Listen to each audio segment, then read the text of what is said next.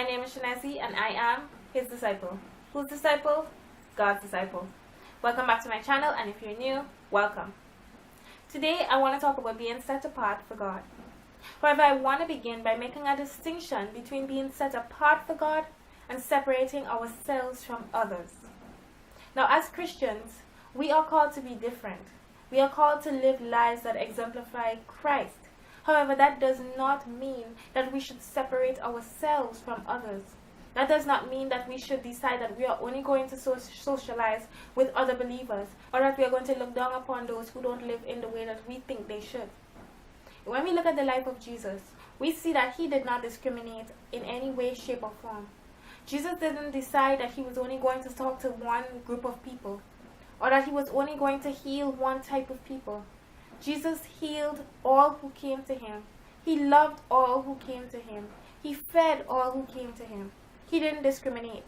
And so I want to make it clear that this is not me telling you to discriminate in any way. This is me telling you to love God's children, to love everyone you come into contact with, but to be able to shine for Jesus in the midst of it. To be an example of what Christ intends us to be. So that when people look at us, when people look at me, when people look at you, that they can see that we are children of God. That they don't have to wonder, oh, maybe she is. I see her in church, but then I see her doing this, or I see her doing that. We are called to be Jesus with skin on, I hear people saying all the time. We are supposed to be his representatives here on earth. When people see us, they should feel led to Christ because of the way we act, because of the way we treat people. So for example, when you're in traffic, how do you react? If someone cuts you off, do you give them the finger, or do you respond lovingly? If someone speaks to you in a rash or rude way, how do you respond to them? Do you give them a piece of your mind, or do you respond with love? That is what this video is all about. Being different, but not separating ourselves. Being able to be different in spite of the fact that we live in this world, and in spite of the many temptations that will come our way, in spite of the many challenges that we have to overcome on a daily basis. It's not going to be always easy. Most days it's hard. I speak from experience. There are so many things that the flesh wants to do, and you have to constantly fight against it. And sometimes it can seem like, well, everybody's doing it, and you just kind of want to do whatever everyone is doing because that's what's easy. But living a life that's set apart also calls for sacrifice. It calls for us to die to self and acknowledge God as the one in control of our lives. It calls for us to decide that we are going to sacrifice whatever it is that we are yearning to do, so that we can advance God's kingdom here on earth. Because that is what we are here for. We're not here to see how many things in the world we can experience. The good things, yes, we definitely should try and make the most of them while we're here. But many times we try to do everything, and we look at all of the things that everyone else is doing, and we want to do them too.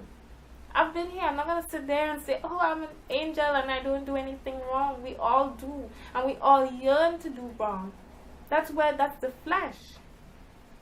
But when we decide that we are going to submit to God, and when we say that we are going to be set apart for him, we are essentially saying that we're not just going to do what everyone else is doing, but that we are going to do what God is commanding us to do. When God gives us that conviction, when we feel convicted not to do something, and it may seem easy to somebody else, and you may then say, well, it's easy for other people, so maybe I'm just overthinking it. But God convicts us in different ways. And if you feel convicted to not do something, then be obedient. Go as God is leading you. Because your conviction may not be my conviction, but at the end of the day, being set apart means being obedient to where God is leading you. If you feel convicted to offer yourself up in ministry, then do that. If you feel convicted to give up smoking, or give up something that you know is bad for your health as well as bad for you in the kingdom, then give it up. Because that is how God works. He convicts us and he changes us. When we give our lives to Christ, we become new creations. We are no longer the person that we were. We die to self. So we die with Christ. In the same way that Christ died on the cross, we also die.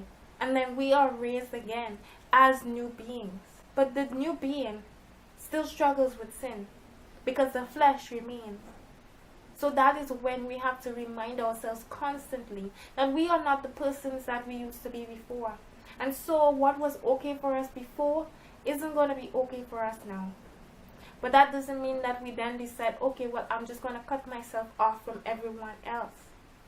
It's about knowing what to do and what not to do. Because yes, sometimes you may say, okay, well, I'm not going to cut myself off, so I'm going to go to everything that the others are going to. But that's not what I'm saying either. If you see everyone partying, that doesn't mean that you have to go to the party as well. But it also doesn't mean that you decide that, oh, I'm not going to speak to you anymore because you party. Or I'm not going to speak to you anymore because you drink. Or I'm not going to speak to you anymore because you steal. Or whatever the case is.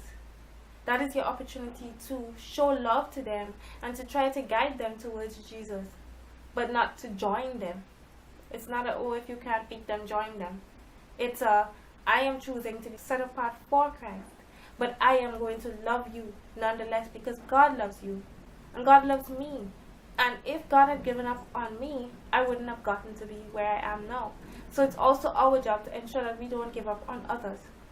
And that we keep loving them. And that we keep offering Jesus to them.